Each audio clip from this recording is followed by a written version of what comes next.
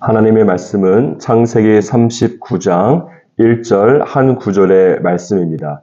저와 여러분이 한 목소리로 읽도록 하겠습니다. 요셉이 이끌려 애굽에 내려가매 바로의 신하 친위 대장 애굽 사람 보디발이 그를 그리로 데려간 이스마엘 사람의 손에서 요셉을 산이라. 아멘. 오늘 말씀 안에 보면 요셉이 이스마엘 상인의 손에 종으로 팔려서 결국에는 애굽까지 내려가고 있습니다. 그런데 오늘 읽은 1절 말씀을 보니까 이때 바로의 신하이며 친위 대장인 애굽 사람 보디발이 요셉을 샀다라고 말씀하고 있습니다. 당시에 애굽에 수많은 노예가 있지 않았겠습니까? 하지만 그 중에서 요셉이 친위 대장 보디발의 집으로 가게 된 것입니다. 요셉이 17세에 건장한 청소년으로 체격도 좋고 6절에 보시면 용모가 빼어났기 때문이기도 하겠지만 이것은 영적 관점에서 본다면 하나님께서 개입하셨기 때문에 그렇게 된 것입니다. 하나님의 손길이 요셉의 인생 가운데에 개입을 하신 것입니다. 따라서 하나님께서 눈에 보이지는 않지만 하나님께서 요셉의 인생을 이끌어가고 있으신 것입니다. 사실 이것을 누가 모르겠습니까? 알고는 있지만 문제는 느껴지지 않는다는 것이 저와 여러분과 또한 요셉의 문제가 아니겠습니까? 하나님의 인도하심을 온 피부로 느낄 수만 있다면 내가 노예로 팔려간다고 해도 아무런 문제가 되지 않을 것입니다. 하지만 성경은 이런 믿음의 갈등에 대해서 다음과 같이 창세기에서 요한계시록에 이르기까지 일관되게 말씀하고 있습니다. 오직 의인은 믿음으로 말미암아 살리라. 오직 의인은 느낌으로 살리라라고 말씀하지 않았습니다. 오직 의인은 생각으로 살리라고도 말씀하지 않으셨습니다. 오직 의인은 가능성으로 살리라고도 말씀하지 않으셨습니다. 오직 의인은 하나님의 말씀으로 살아가는 것이죠.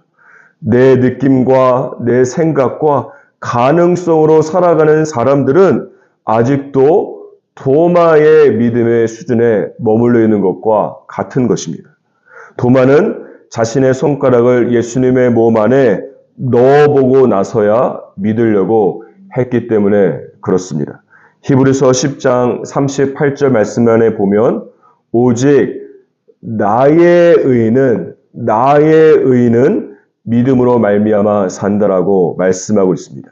믿음은 느낌도 아니고 생각도 아니고 감각도 아니라 오직 하나님의 입에서 나온 말씀을 믿는 것입니다. 또한 여기서 의인을 이야기할 때에 하나님께서 나의 의인이라고 하는 단어를 사용하고 있습니다.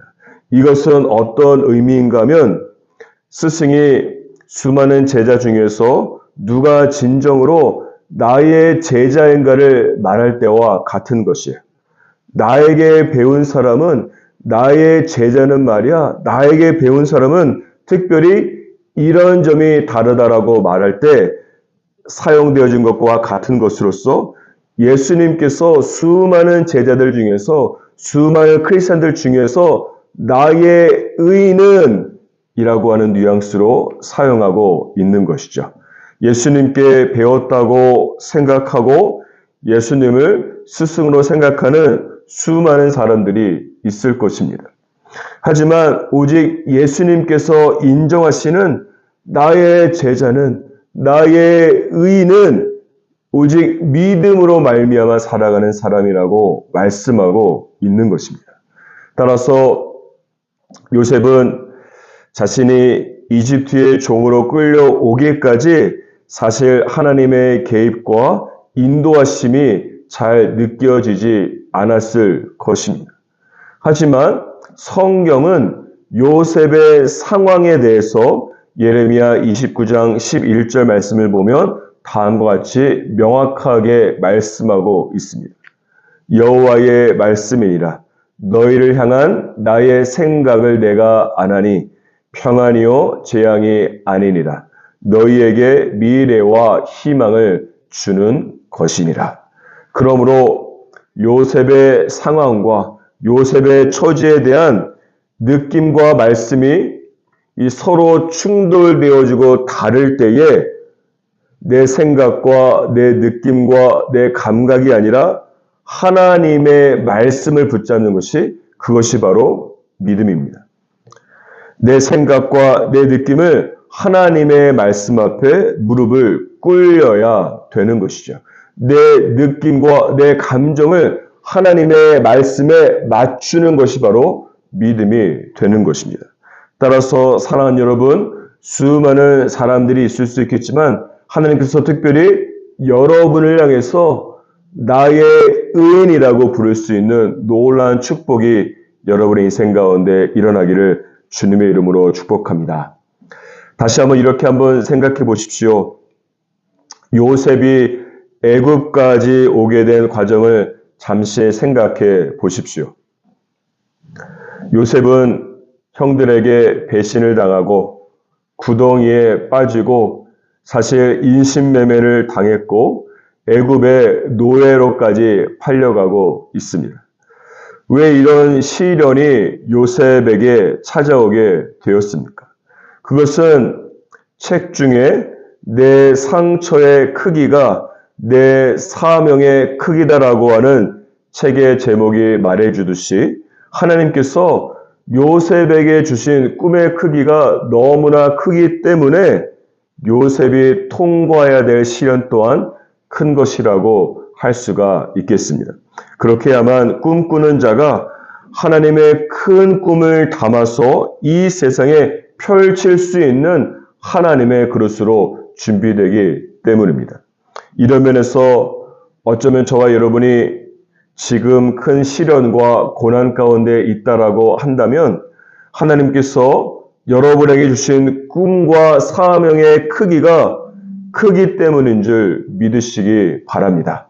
따라서 하나님께서는 꿈을 이루시는 과정 속에서 꿈뿐만 아니라 꿈꾸는 자를 동시에 다루어 나가시는 하나님의 손길입니다. 많은 사람들은 내가 이루고 싶은 꿈에 관심이 많이 있지만 하나님께서는 꿈꾸는 자인 나에게 관심이 더 많으십니다. 영적인 동상이몽이 하나님과 나와의 사이에 있는 것이죠.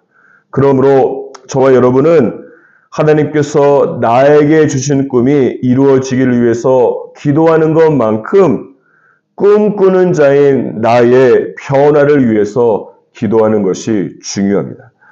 내가 꿈의 크기만큼 확장되어지고 변화되지 않는다라고 한다면 하나님께서 주신 꿈의 성취 또한 늦어질 것이기 때문에 그런 것이죠. 사랑하는 여러분, 오늘 하루 살아갈 때에 여러분이 하나님께서 주신 꿈을 꾸실 뿐만 아니라 또한 꿈꾸는 자인 여러분 또한 하나님의 말씀의 지배를 받으며 하나님의 말씀을 따라 주님께서 꿈꾸시는 하나님의 꿈꾸는 자로 변화되기를 주님의 이름으로 축복합니다.